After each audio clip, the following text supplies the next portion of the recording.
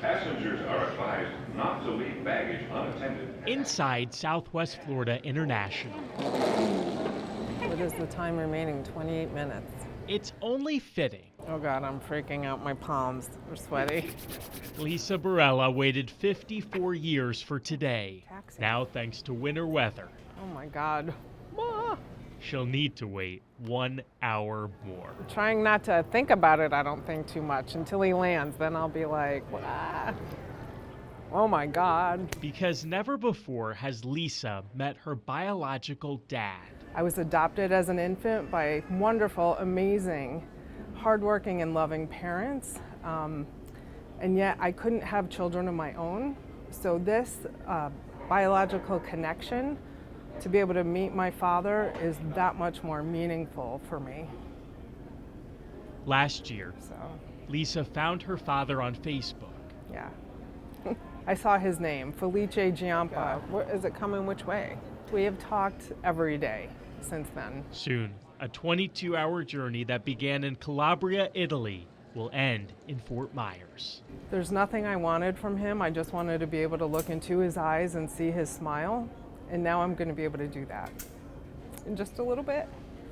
So it's pretty amazing. Sorry.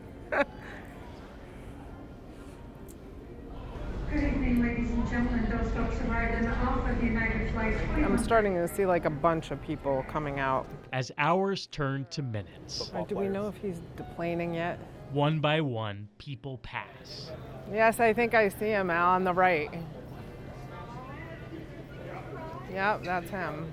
Then the moment arrives.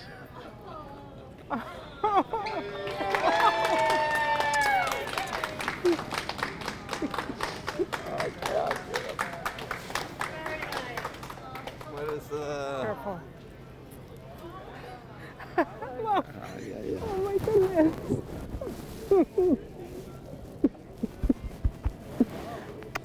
Oh, you're sweet, sweet. I love you. After 54 years, Lisa finally looked into her father's eyes and saw his smile. It's priceless. Oh yeah. I'd wait another 54 years. Instead, they'll start the rest of their lives hand in hand, daughter and dad. Oh, you're nice and tall. I'm short. In Fort Myers, Sean Martinelli, NBC2. It doesn't take much to pack a bar on Fort Myers Beach, but for 11 a.m. on a Wednesday, this is saying something. You'd think they're here for the booze. Okay, so Instead, they're here for Betty. what are we up to? She's just a legend. It's just amazing. Everybody knows Betty. Tina Tomasino owns Hurricane Tina's, one of several spots where Betty Kai still tends bar See what's left of my cousins. at 96. I'm outliving them all. And then You gotta love her. If you know her, you love her. She's the only one that can yell at me behind the bar. For decades, Betty owned a bar in Wisconsin. 33 years ago, she sold it to retire. from there on, it's been one place or another. Although we're not exactly sure she knows the definition of retirement. I've been working on the beach for 33 years, Wow. somewhere. Her current schedule rivals that of a hustling 20-something. Thursday night, Friday night, Saturday night, and Monday night. And then on Sunday afternoons, usually. And just like our camera couldn't keep up with Betty, neither can her customers. $8, honey. Then they'll say, oh, you're 92. No, I'm going to be 96. A few years shy of being the oldest bartender in America. But I'm the oldest on the beach. That in and of itself would be impressive enough. But that's not all. She's a minister, licensed, and you probably knew that. The only time I put makeup on is for a wedding. A licensed minister who's officiated more than 500 ceremonies.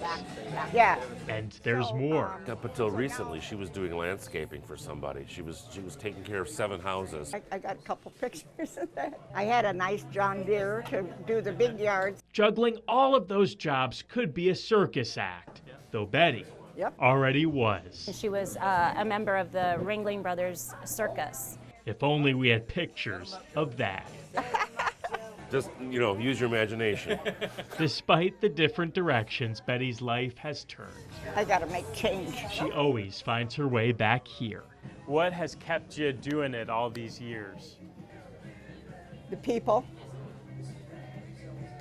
The people. Yeah. You can't ask for more than that. Friendship. To me. If you're going to live to be 90, that's who you want to be, is Betty. A woman who continues raising and tending the bar. They ought to hire you down at Margaritaville. I already have a job down there. Oh, you do? On Fort Myers Beach, Sean Martinelli, Well, I don't know when I'm going to work there, though. NBC2. I know, but when am I going to work? Over the holidays, I downloaded an app called StoryCorps. If you're not familiar, StoryCorps is a nonprofit whose mission is to preserve and share humanity's stories. We can find wisdom and poetry all around us. All we have to do is listen. You use your phone, they give you some suggested questions, and you have a conversation with someone you love. Those interviews are then archived in the Library of Congress. Ask simple questions like, what are you most grateful for? How do you want to be remembered? Then listen. I did one with my grandfather, Michael Flaherty, and I learned things about him I never knew. I want to share some of our conversation in hopes you'll consider participating in this project too. Can you tell me about one of your happiest memories? Probably realizing my future wife was the person I wanted to marry. It wasn't like a flash of lightning. It was just something that you realized that was probably the person for you. What are your hopes for me, my children? I guess if I really thought about it, that you get to live the life you want. Mm-hmm. And that at the end of it, you can look back on it and say, it wasn't perfect, but it was good. If this was to be our very last conversation, is there anything you'd want to say to me? Yes, I'd say, Sean, I love you since you were born, and that will never go away. When I asked my grandpa his favorite memories of me, he couldn't think of much. At 88, those memories are fading, but mine are still vivid.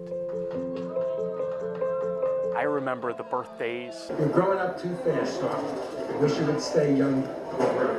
The milestones, and all those Christmas Eve dinners. And I'm glad you're all here. That's why at the end of our interview, when StoryCorps suggests you tell the interviewee what they've meant to you, I didn't have words. For the last part of the interview, I'm supposed to tell you what you've meant to me. And I always get emotional when I think about it. It's okay, Sean. I'm glad. It's good that it's emotional. It's good that you have. See, I never got to know my grandfathers. Okay, so I'm glad you have. I'm glad you get to know your grandfather. Good, bad, or different. It's a good thing. People often ask me what's been my most memorable interview. Now I have a new answer. Thanks to StoryCorps, it was the one with that man, my grandfather. Sean Martinelli, NBC2.